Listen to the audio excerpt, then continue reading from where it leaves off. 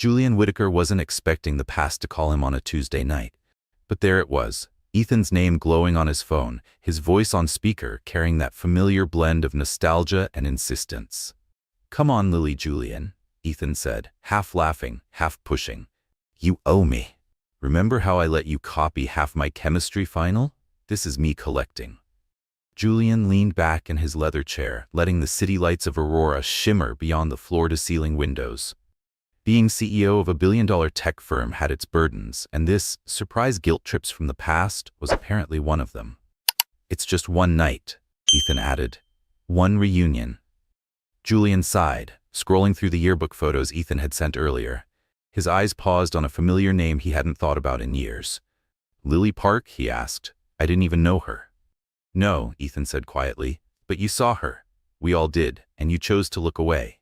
The silence that followed wasn't heavy. It was sharp, the kind that slides in between ribs. Julian tapped the screen, stopping at one photo. Lily in her senior year. Big glasses, metal braces, a gaze that always seemed fixed on the floor. She looked like someone who had spent years perfecting the art of being invisible. "She's a surgeon now," Ethan added, his voice softer. "Pediatric reconstruction. Can you believe that?" The girl everyone forgot grew up and started healing children. Julian felt the weight of something he couldn't quite name. Regret, maybe. Not for what he did, but for what he hadn't done. "We were just kids," he murmured.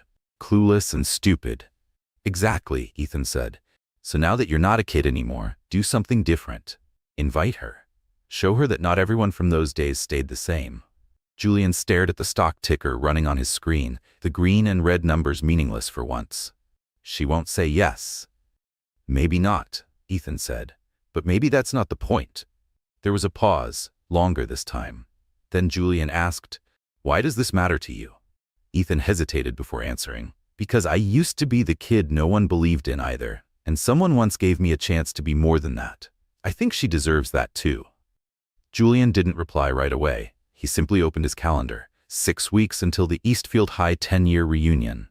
"Fine, I'll send the message," he said at last. "But if she says no, I'm blaming you." Ethan laughed, and it sounded like relief. "Deal. Her info's on the Alumni site. Thanks, Jules." When the call ended, Julian sat in the quiet for a moment longer than necessary. Then, almost reluctantly, he opened his browser. It didn't take long to find her. Dr. Lily Park, Havenbrook Children's Medical Center. Her photo was professional but cautious. White coat, gentle eyes behind those same glasses, though thinner now. She looked older, of course, but not hardened. There was something still soft in her expression. Julian hovered over the keyboard. "Dear Dr. Park, my name is Julian Whittaker. I graduated from Eastfield High in 2015.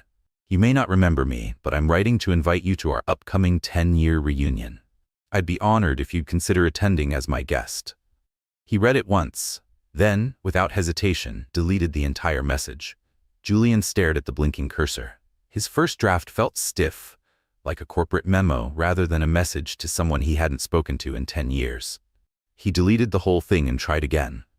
"Lily," Ethan suggested, "I reach out to you about the Eastfield High reunion." He paused, still too formal, still not right. He sighed, ran a hand through his hair and started over. A buzz from the intercom cut through the silence. "Mr. Whittaker, your 2 o'clock is here." "Give me 5 minutes," he replied, not taking his eyes off the screen. He inhaled slowly, then typed, this time without overthinking. "Hi Lily, my name's Julian Whittaker. We were at Eastfield High together. I'll admit, I'm not exactly sure how to write this. Ethan suggested I invite you to our 10-year reunion, but even as I type, it feels presumptuous. We didn't talk much back then. In truth, I was part of a crowd that probably made things harder for you, even if it was just by staying silent. I'm not reaching out of guilt or some old obligation. The truth is, I've heard about the incredible work you're doing, and I'd really like the chance to hear your story, if you're willing to share it. If not, I understand completely. Just let me know, and I won't bother you again." Before doubt could take over, he hit send. Later that afternoon, as his meeting droned on, a notification appeared quietly at the top of his phone. New email from Dr. Lily Park. His pulse ticked up. It had been a long time since something as small as an email made his hands tremble. On the other side of the country, Dr. Lily Park stood in the middle of a brightly lit operating room, steady and composed. Her hands worked with surgical precision, each motion calculated, confident. Another cleft palate reconstruction. Another small face.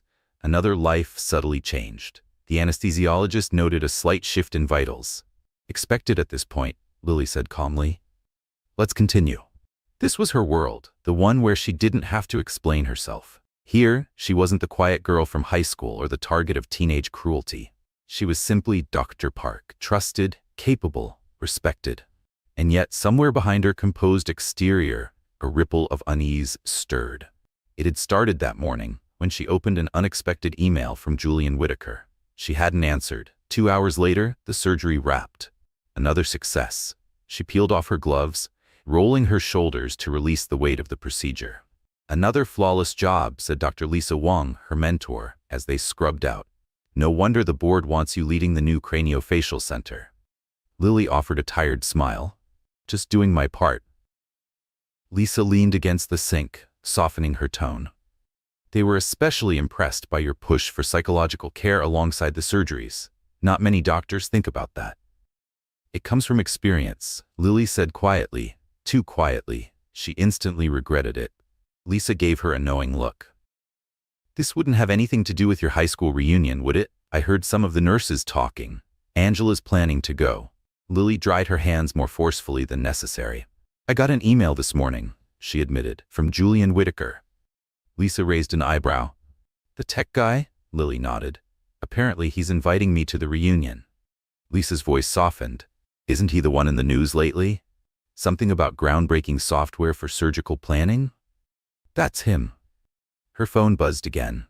The unread email still waited, like a door she wasn't sure she wanted to open. This mattered more than she wanted to admit. She sank into the nearest chair, the edges of the past brushing up against the present. The break room couch creaked softly as Lily sank into it, the fatigue of the day finally catching up with her.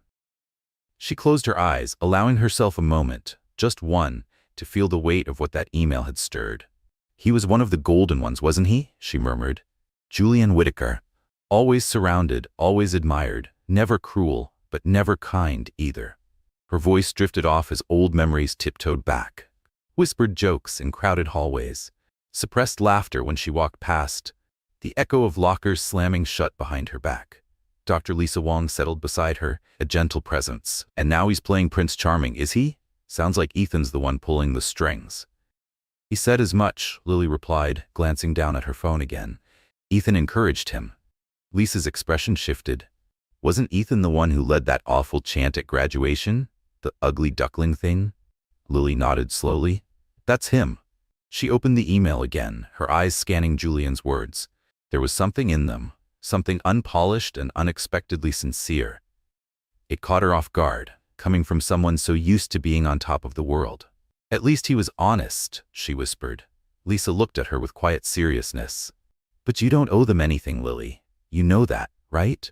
Lily rose, pacing the small room, her thoughts tangled between anger and longing. "I'm not thinking of going for them," she said. "I'm thinking of going for me." "To prove something?" Lisa asked gently. Lily turned to the window, the Boston skyline reflecting dimly in the glass. "To prove I've grown past that girl who flinched when people laughed," she said. She adjusted her glasses, a habit she never managed to shake. "But I'm not sure I'm ready to stand under that kind of light again." Her phone buzzed.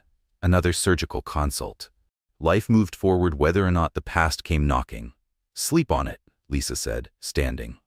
"You don't have to decide right now." As Lily moved through her afternoon rounds, her mind spun in quiet motion.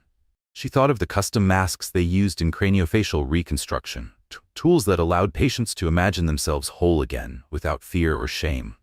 4 times she tried writing a response. 4 times she deleted every word. Finally, in a lull between patient visits, she let her fingers speak for her. "Julian, I appreciate your honesty, especially regarding Ethan's involvement. Just so you know, I've chosen to stay away from reunions for very clear reasons. That said, I'll attend. But on one condition. I intend to wear a masquerade mask for the entire evening. I'll decide when or if I take it off. If that makes you uncomfortable, I understand completely." Lily. She hit send before doubt could creep in. Moments later, she was paged for an emergency trauma consult. Hours passed in a blur. It wasn't until nearly midnight, while wrapping up her notes, that she saw the reply waiting on her screen. Fascinating idea. Would you consider discussing it over coffee? Lily stared at the message, then at her own reflection in the darkened glass of her office window. The same glasses, the same smile, still guarded, the same braces, again after a second round in her 20s. But the eyes behind the lenses, those had changed. She began to type. Tomorrow, 7 a.m., Blue Bottle Cafe on Congress Street, before my first surgery. His answer came within seconds. I'll be there. Meanwhile, far across the city, Ethan Barnes sat hunched over his laptop for the 10th time that evening, refreshing Julian's social profile, searching for any hint of a reply. Nothing. You're spiraling, his wife Rachel said gently, placing a steaming mug of tea beside him. I can't help it, Ethan muttered, raking a hand through his prematurely graying hair. At 32, the lines around his eyes had deepened more than they should have. This has to work. Rachel perched on the arm of his chair, resting a hand on his shoulder. You've never told me why this matters so much. Ethan closed the laptop slowly, the screen fading to black. Do you remember that old box of forgotten things I found in the attic? He said, his voice almost too soft to hear. It was during the move, Ethan said, reaching for his tea. The week I barely spoke, you remember? Rachel nodded gently, watching as he opened the old notebook on his lap, faded cover, corners curled. I found this, he murmured, my senior year notebook, full of things we planned to do to Lily. Rachel's face changed. Ethan?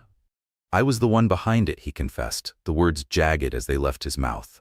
We wanted to humiliate her. One last time. Make sure no one forgot what we thought she was. He stared at the notebook like it might still hurt someone even now. But you didn't go through with it, Rachel said. I backed out at the very last minute, but I never apologized. I never tried to make it right. His thumb hovered over his phone, as if expecting a message that wouldn't come. She's a pediatric surgeon now, he added softly. Specializes in reconstructive surgery for kids. Rachel tilted her head. That feels fitting. What do you mean? She fixes what others once mocked, the kind of scars no one else knows how to heal. Just then, Ethan's phone vibrated. Julian, meeting Lily for coffee tomorrow. Wish me luck. Ethan smiled faintly, typing his reply without delay. Make it count. Julian responded almost instantly. I still don't understand why this means so much to you. Ethan started and erased a dozen responses before settling on. Believe me when I say, this isn't about me. Rachel had been reading over his shoulder. You haven't told him the full story, have you? No, Ethan admitted. I haven't told anyone. He hesitated, then continued. I've been donating to her department for years. Anonymously, I read every paper she publishes, every photo of her receiving an award. It reminds me of who we were back then, and how little she deserved what we gave her. Rachel placed a gentle hand on his shoulder. Maybe it's time she knew. Ethan shook his head.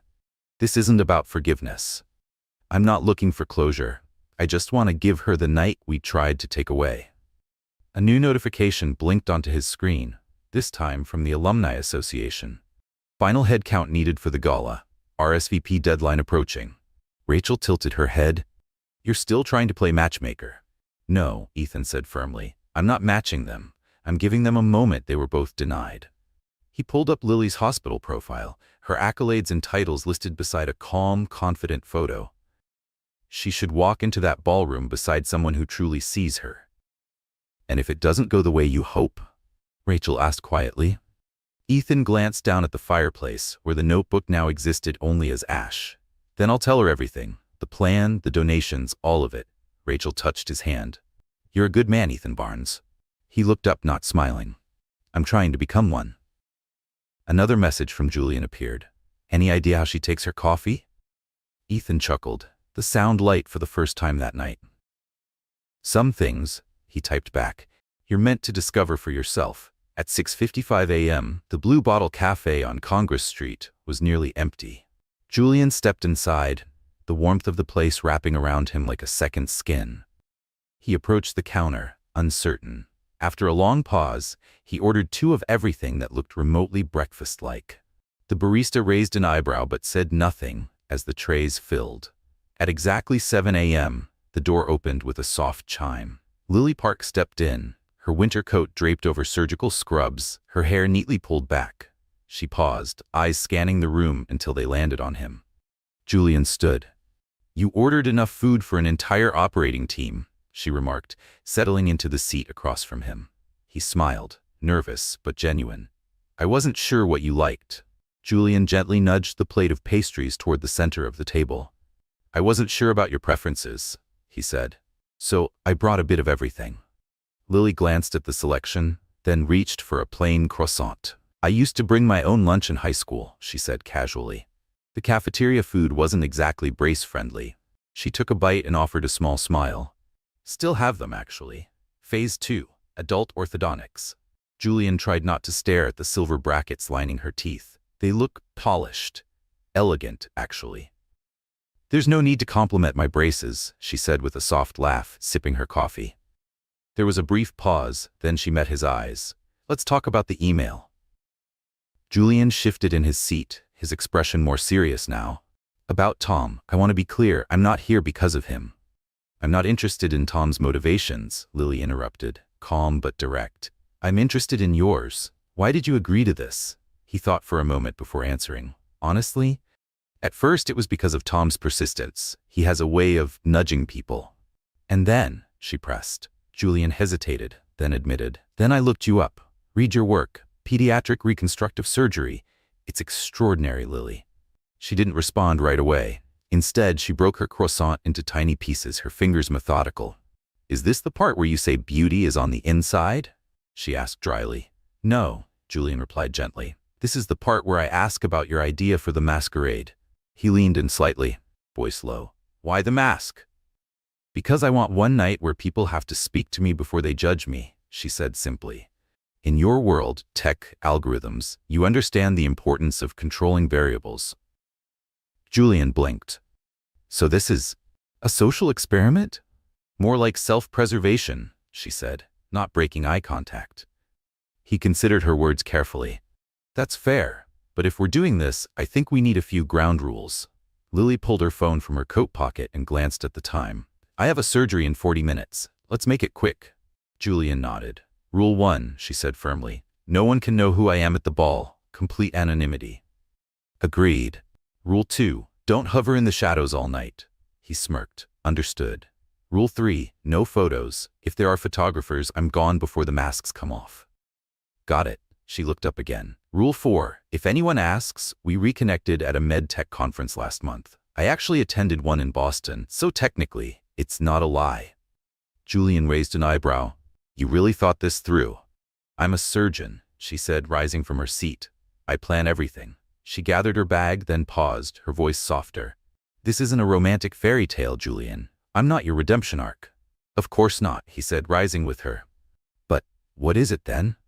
She paused at the door, hand resting on the frame. Two people facing the past on their own terms. Then she looked back just briefly. "Oh, and next time, skip the fancy stuff. A plain croissant and black coffee will do. Some of us still prefer simplicity."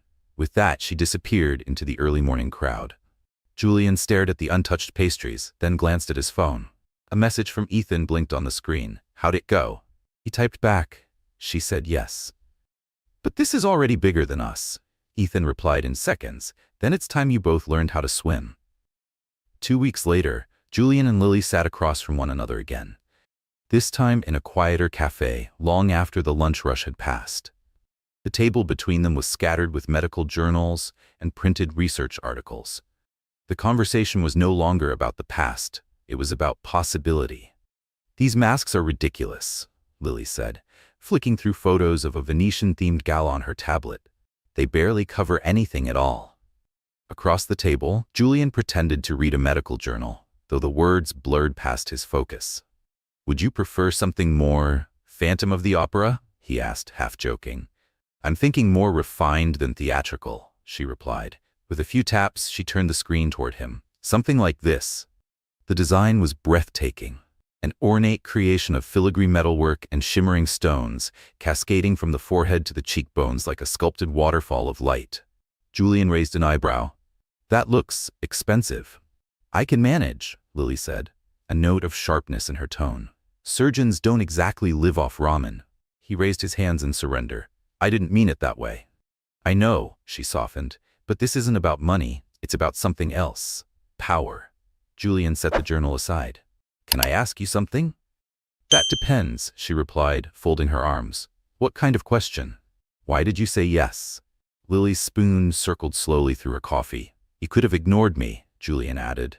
Deleted the message. Gone on with your life. She looked up, her voice quieter now. Do you know what I tell my patients before reconstructive surgery? She asked. He shook his head. I tell them, this won't change who you are. It just helps the world see you more clearly. Her eyes met his, calm, unwavering. I'm not hiding behind a mask, Julian. I'm forcing people to look at me, really look, maybe for the first time.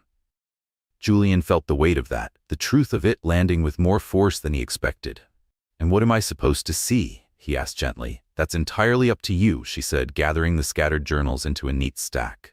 But first, we need practice. Practice? He echoed. Showing up in public together. Walking, talking, making it look natural. Julian leaned back, arms crossed. And your prescription for that? Dinner. Somewhere casual. Small talk. Eye contact. 4 weeks isn't a long time to build history. She opened her calendar. Thursday evening. I'm free. Are you? Julian hesitated only a second. Thursday works. Somewhere quiet. No chance of running into anyone from Eastfield High. There's a cozy little Italian place in Cambridge, he offered.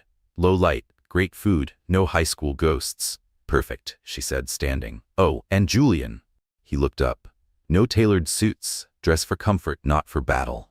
This isn't a show. It has to feel real. As she left, Julian watched her go, struck by the sudden awareness that he'd just agreed to rehearse a romance, one built on masks, carefully managed appearances, and the hope that pretending could lead to something true. His phone buzzed. A message from Ethan. Any updates? Julian glanced at the stack of medical journals Lily had left behind, their margins filled with her notes, her name on every published cover. He typed, "It's complicated."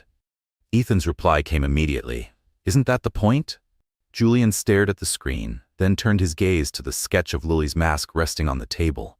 Elegant, intricate, deliberate, complicated didn't even begin to cover it. At the edge of the city, in a sunlit workshop tucked behind ivy-covered walls, an elderly woman examined the drawing through delicate, half-moon glasses. "In 3 weeks?" Eleanor asked, lifting her eyes to Lily. "I know it's short notice," Lily said, offering the tablet with the design. But Eleanor's soft chuckle interrupted her. She took the tablet carefully in both hands, eyes gleaming with curiosity. "My dear," she said, "this isn't just a mask. This is a declaration." "It'll take at least 2 weeks just for the metalwork," Eleanor said, examining the sketch in her hands. A quiet weight pressed against Lily's chest. "I can pay extra if that helps." "Sit," the older woman said gently, motioning toward a wooden stool near her workbench. They were deep in Boston's North End, in a tucked-away studio that smelled of paint, aged wood, and metal polish. Around them, masks in every stage of becoming rested like sleeping creatures. Some unfinished, some already whispering stories through gold filigree and brushed feathers. "Tell me," Eleanor said, "why this mask matters." Lily perched on the edge of the stool, hesitant. "It's complicated. It's not just a party." Eleanor studied the design again. "This isn't a costume, it's armor." "Is that a bad thing?" Lily asked. Eleanor gave a half-smile. "Depends on the war you're fighting." She set the tablet aside and picked up a measuring tape, stepping close. "Stay still." Lily obeyed as Eleanor took precise measurements of her face, across the brow, along the cheekbones, over the bridge of her nose. Lily's gaze wandered to the studio walls, photos of stage performers, Venetian festivals, intricate saris paired with hand-forged masks. "How long have you been doing this?" "Since I was 16, Eleanor replied. "Started in Venice. My father taught me.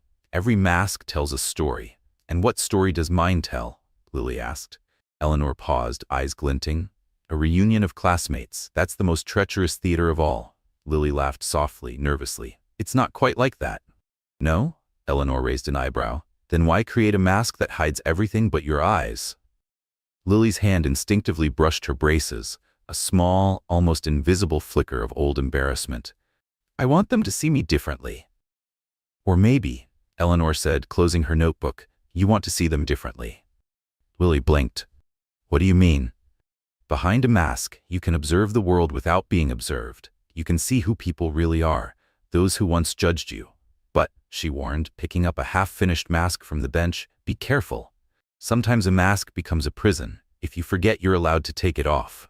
Lily said nothing, watching as Eleanor began to sketch subtle changes to the design. Can it really be done in 3 weeks? She asked. For the right story? Eleanor smiled. I'll make it real. She looked up. But first, we must talk about the eyes, the one thing no mask can hide.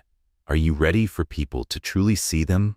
Lily thought of Julian, of the way he looked at her across the cafe table, not with curiosity or pity, but with something gentler. Genuine interest, respect. I think I finally am, she said. Good. Eleanor nodded. Come back next week for the fitting. As Lily gathered her coat, Eleanor added, one more thing. Show me a photo of the dress. The mask should enhance, not overpower. On her walk back to the car, Lily's phone buzzed. Julian.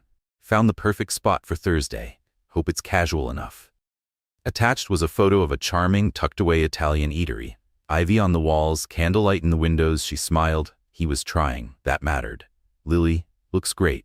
Just remember, no suits, he replied instantly. Jeans. I promise. She hesitated for a moment, then typed, the mask will be ready on time. His response was nearly immediate. I never doubted it. Truthfully, she had. And yet Eleanor's words echoed in her thoughts. A mask can become a prison if you forget you can take it off. She looked up at the winter sky. Who was she really protecting? Them or herself? Back in his office, Julian sat beneath the low hum of his desk lamp, his world bathed in the pale glow of a computer screen. Tabs crowded his browser.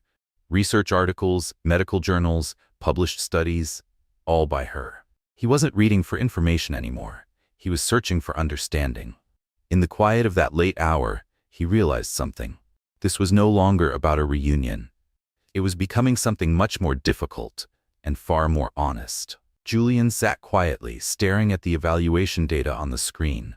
Studies on the psychological impact of pediatric facial trauma. He wasn't just reading anymore. He was studying. That was when Rachel entered. You know, she said, pausing at the door with a smirk, most people just scroll through social media when they're procrastinating. Julian minimized the open browser tabs a beat too late. She's not on Facebook, he said, almost defensively. Rachel raised an eyebrow, approaching with a stack of contracts. I figured as much. She doesn't seem the type. She placed the paperwork on his desk, then leaned against the edge with casual curiosity. Are you going to tell me what's got you so fascinated, or do I have to guess? Julian hesitated. She works at that children's hospital we funded last year, he said. Specifically, the craniofacial unit. Rachel's eyes narrowed. The hospital, you mean? He nodded slowly. She's the chief surgeon at the Crawford Pediatric Surgical Center. Rachel blinked. The one named after you? I didn't know, he said quietly. I had no idea she worked there. Rachel pulled up the hospital's website on her tablet and turned it toward him. Her name, her title, her photo, all there. You gave them $20 million, Julian. Of course they named it after you. Julian leaned back in his chair, absorbing the realization. Does she know? He asked, almost to himself. You insisted on staying anonymous, Rachel reminded him. That was your thing. No spotlights, no speeches. He thought about that. Why he had always disliked recognition for writing checks. It had never sat right with him. He wasn't interested in applause. But this was different. His phone buzzed. Lily, Thursday's dinner will need to be moved. Emergency surgery. He replied instantly. Is everything okay? A 6-year-old with facial trauma. It might take several hours. Julian's eyes drifted to the hospital website. Her name, his name, the irony. Take all the time you need. What about Friday instead? Her response came quickly. Friday works. Thank you. He stared at the screen, then asked aloud, Is that who I am, Rachel? She looked up. What do you mean? Staying out of the spotlight, is that humility or fear? Rachel took a moment before answering. One is rooted in strength, she said softly. The other in hiding. Only you know which one's driving you. Just then, another notification. Lily, the mask is starting to take shape. The metalwork is beautiful. Julian replied. It's becoming something special. She answered. As are many things. He looked around at the tabs still open on his browser. All articles, case studies, and published work under her name. He had supported the building of that surgical center, never knowing she would one day fill it with life, precision, and hope. "Clear my Friday evening," he said. "Already done," Rachel replied, turning to go. Then, pausing at the door, she added, "Funny how the most meaningful connections are sometimes the ones we didn't expect." When she left, Julian opened one of Lily's papers. In facial reconstruction, success isn't defined by perfection, but by the restoration of function and the return of confidence. He stared at the words for a long time. All the ways people wore masks. All the ways they forgot to take them off. Meanwhile, at Valley High, Ethan Barnes sat in the quiet of his office, watching the same message light up on his phone. "Dinner rescheduled. She's performing urgent surgery." Headmistress Diana Chin tapped gently on the frame of his open door. "You still matchmaking?" she asked, a teasing glint in her eye. Ethan smiled faintly. "Not exactly." She stepped in and closed the door behind her. "Then what are you doing?" He gestured toward the chair across from his desk. "Do you remember Lily Park, class of 2015? Diana's expression softened. "Oh, yes," she said. "I remember her. The girl everyone used to whisper about." Diana's voice faded, swallowed by the quiet that lingered between them. "Yes," Ethan said simply. "Her." He turned his laptop screen toward her, Lily's hospital profile open under the soft office lights. "She's a pediatric reconstructive surgeon now, one of the best." Diana leaned in, her eyes scanning the profile with a mix of surprise and admiration. "Incredible," she murmured. "But why are you showing me this?" "I arranged for her to attend the alumni ball with Julian Whitaker." She looked up sharply. "The tech mogul?" Ethan nodded, pacing slowly by the window that overlooked the very football field where so much of the cruelty had once taken place. "Back then," he said quietly, "my friends and I made her life unbearable. We didn't just ignore her. We mocked her. We made her feel like she didn't belong." "That was 10 years ago, Ethan."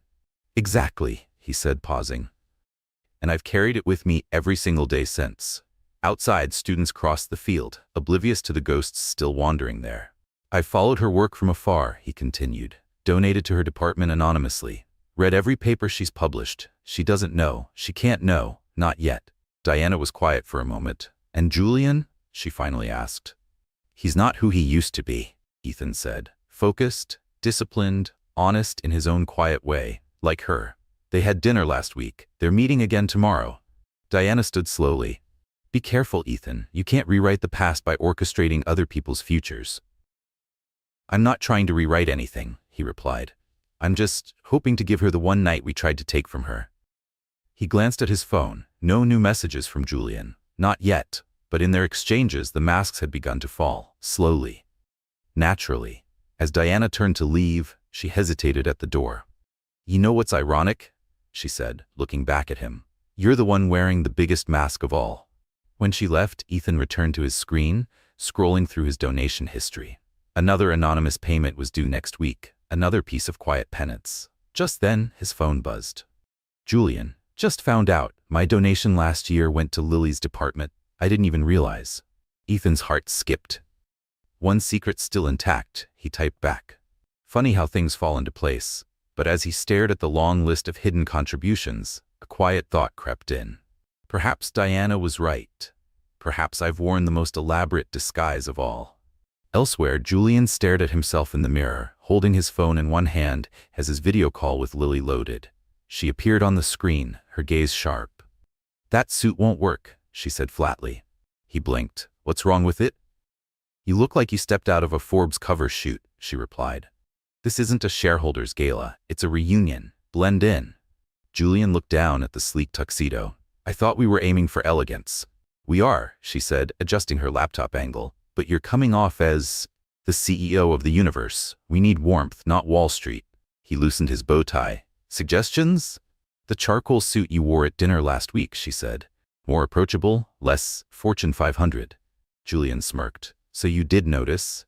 "Of course I did," she replied, then added with a small smile. "We're building a story here. Let's make sure people believe it." Julian stepped away from the camera for only a moment, then reappeared in the charcoal suit she had recommended. "Well?" he asked. Lily gave a slow nod of approval. "Much better. Less boardroom. More human." She leaned down and lifted her own garment bag with quiet intent. "Care to see?" "Absolutely." She unzipped it to reveal a gown of midnight blue, sleek, understated, elegant. There were no sequins, no drama, just clean lines and quiet grace. It was a dress that didn't demand attention but commanded it anyway. Julian's breath caught. "It's perfect," he said softly. She zipped it back up with practiced ease. "Eleanor's delivering the mask tonight, final fitting. Are you nervous?" he asked. "About wearing armor to face the people who tried to break me?" She replied with a half laugh. "What reason would I have to be anxious?" Julian moved closer to the screen, his expression sincere. "We can still back out, Lily. It's not too late." "No." Her voice was steady. "This is something I have to do." She hesitated, then added softly, "Just hold my hand when we walk in." "I will," he promised, checking the time. "Speaking of Eleanor, I should let you go." She reached for the laptop to end the call, then paused. "Julian?" "Yes." "Thank you for seeing me." The screen went dark. Lily sat for a moment, staring at her reflection in the dim glow of her laptop. Then came the soft buzz of a text. "Eleanor, come outside. Time to put on your armor." Lily stood, inhaled deeply, and descended the stairs with resolve. Tomorrow would change everything, for better or worse. Across the city, Julian changed out of his suit and into something more casual. His phone buzzed again. "Ethan, all set?" "As ready as we'll ever be," Julian replied. "Then good luck." "Take care of her, Julian." Julian looked at himself in the mirror, adjusting his collar. "I will." The Grand Plaza Hotel shimmered under the glow of chandeliers, its polished marble floors catching reflections like water. Outside, Lily sat silently in Julian's car, running her fingers over the mask Eleanor had crafted. Silver filigree, fine crystals, a design that shimmered like starlight. "Are you ready?" Julian asked gently. "No," she said, fastening the mask. She looked at her reflection in the visor mirror. "But we go in anyway." Inside, early guests mingled in the lobby, their laughter echoing off tall ceilings. Julian extended a hand. She took it without hesitation. The world melted for a moment, just two people, walking into memory together. At the ballroom entrance, Ethan stood behind a table with name tags and printed programs. His voice caught slightly. "Julian Whittaker and—" Lily took the blank tag silently. Julian gave her hand a gentle squeeze. The room had begun to fill. Familiar faces floated by, ghosts from a past she'd long buried. Ashley Peters, whose whispers had sparked ridicule. Jason Roberts, who once mockingly asked her to prom. Time had touched them all, softening their edges. They looked older, perhaps even remorseful. Or maybe she was simply seeing them with different eyes. "Drink?" Julian offered. She nodded. As he turned to head toward the bar, a voice rang out across the room. "Julian Whittaker, is that really you?" Lily turned to see a woman gliding toward her. Confident, radiant.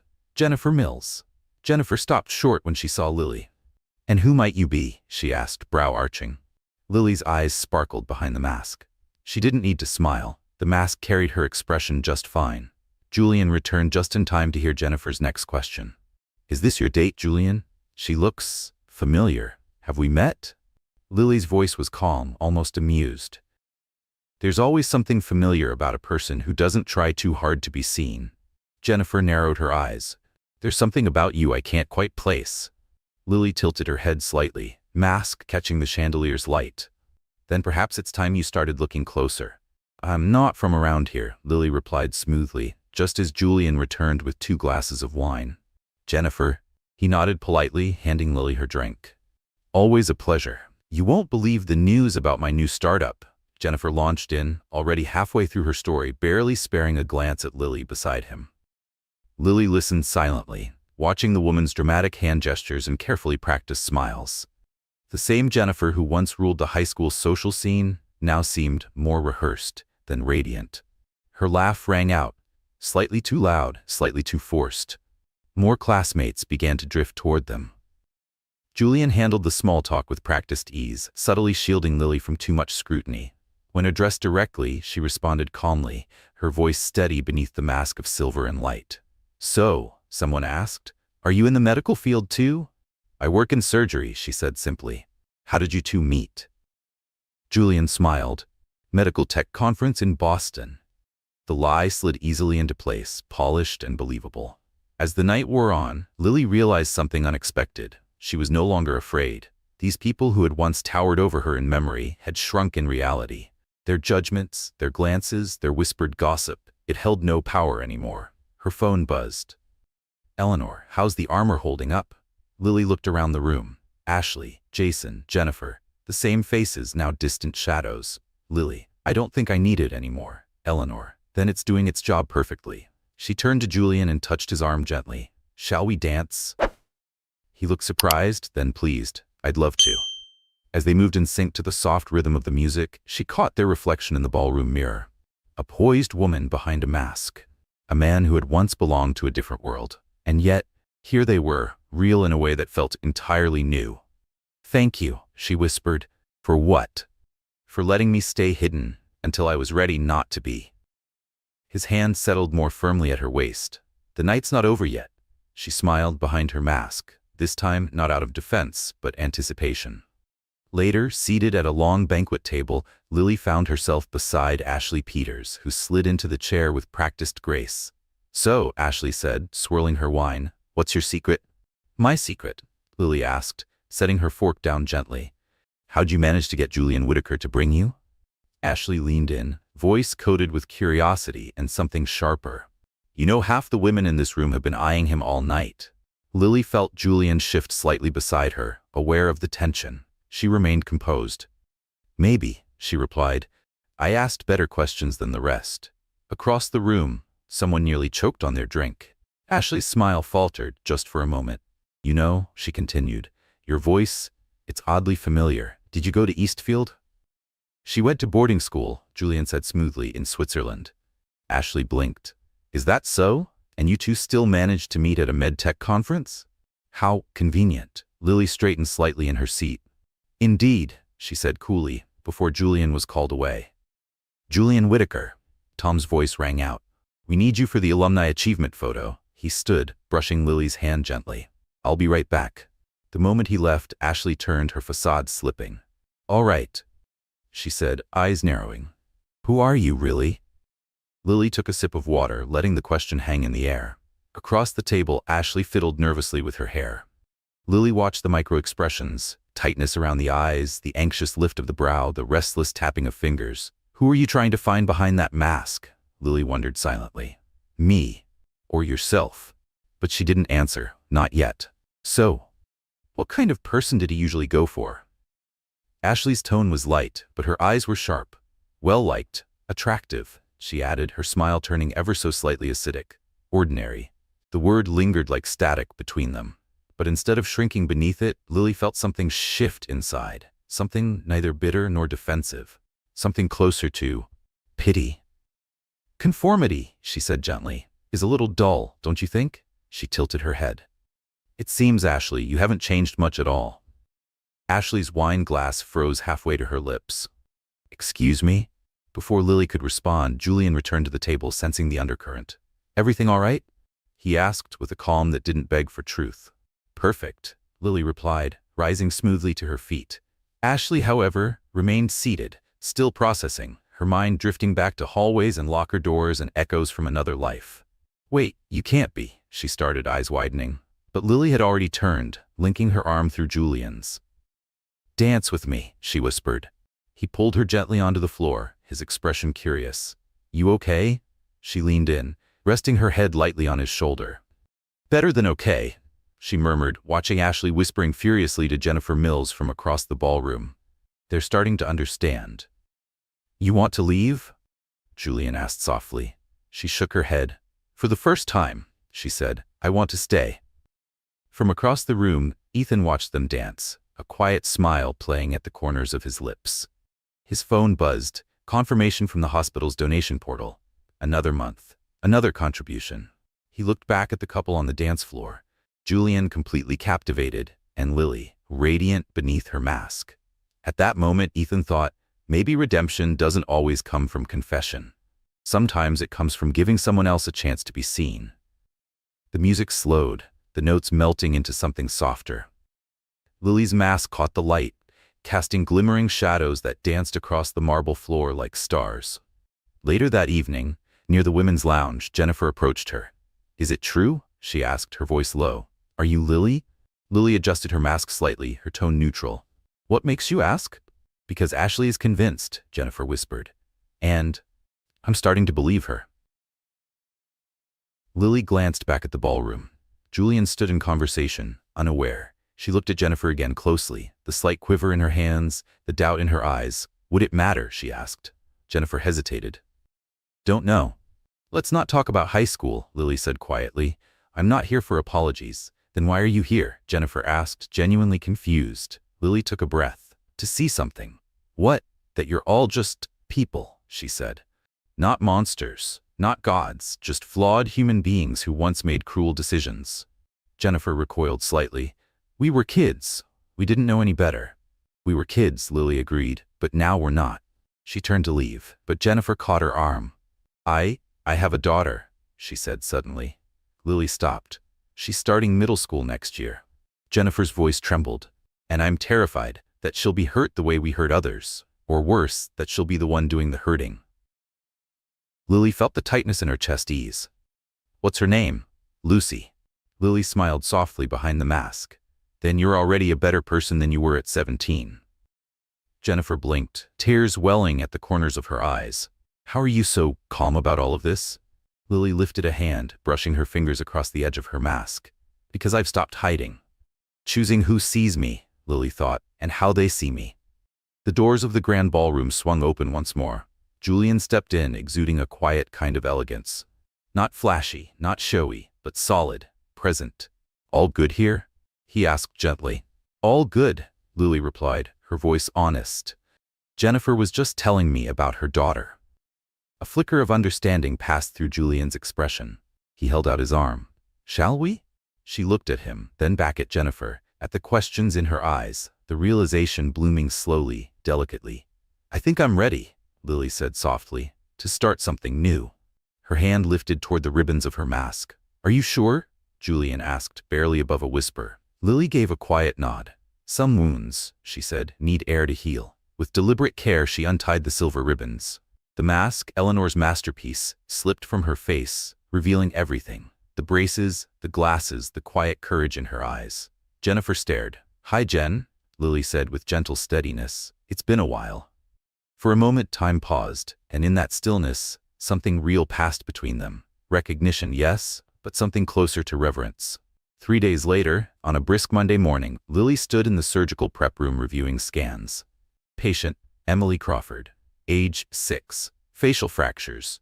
Urgent case from last week. She hadn't thought twice about the last name. Dr. Park? A nurse called, poking her head in. The uncle's here to sign the consent forms.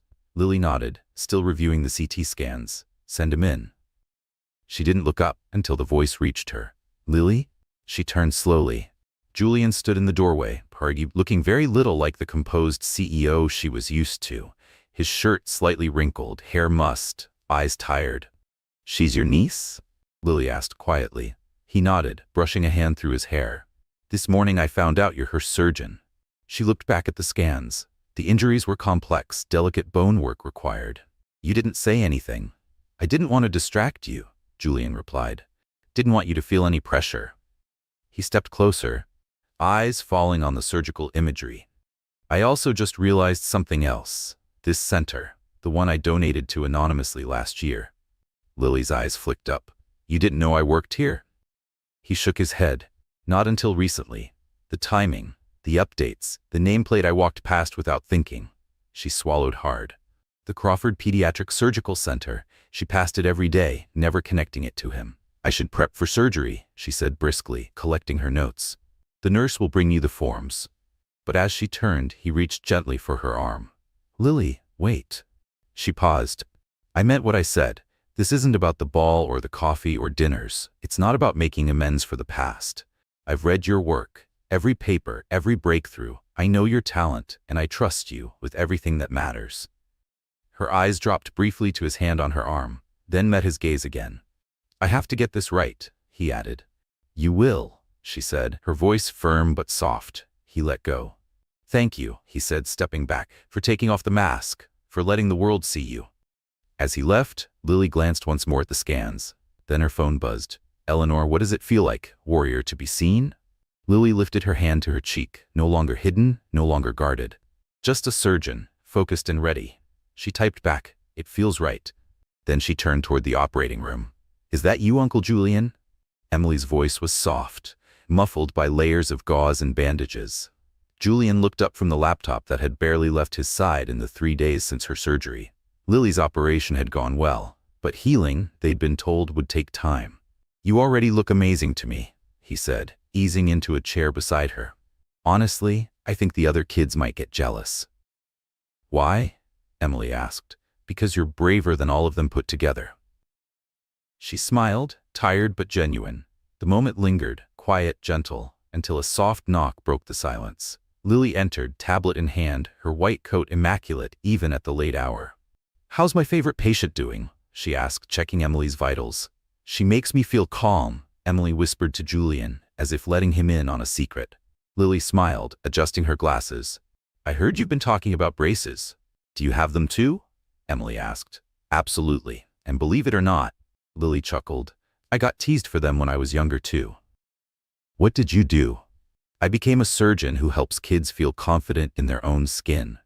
Lily pulled up a chair beside her. "Sometimes the people who feel out of place," she added, "are the ones who grow up to build spaces where everyone belongs." Julian watched the exchange in silence. His niece, wide-eyed and hopeful, and the woman he once barely noticed in high school. And yet here they were, forming something powerful without trying. As Lily rose to leave, Emily called out, "Dr. Park." "Yes, sweetheart?" "Can you tell me more stories tomorrow about being different?" Lily paused, her smile softened. "Yes," she said. "I'd be honored." Later that evening, Julian found her in her office, carefully reviewing post-operative notes. "Thank you," he said simply. She glanced up. "For what? For showing my niece that being different isn't something to hide from." Lily set her pen down. "At the ball," she said, "when I took off the mask, it wasn't just for them. It was for me." Julian leaned in slightly. "And what did you see?" "The version of myself that was always enough," she replied, eyes steady. "I just needed the right audience to recognize it." "I see it now," he said. "All of it." "It's better to arrive late," she murmured, "than not at all." They stood in that silence, not in pretense, not in performance, just two people seeing each other clearly, perhaps for the first time. A week passed. Emily's recovery was progressing beautifully. "You don't have to do this," Julian said as Lily shuffled through a neat stack of folders on her desk. "Yes, I do." She held up an envelope. "The hospital board wants to schedule a meeting with their anonymous benefactor." Julian blinked. "The Crawford Pediatric Surgical Center needs to expand," she continued, straightening her coat. "And the man whose name is on the wall deserves to see what his generosity has built." Side by side, they walked the halls together.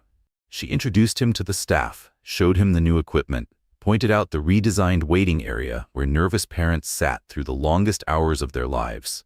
Then she stopped in front of a wall. "This," she said, "is our gallery of brave expressions."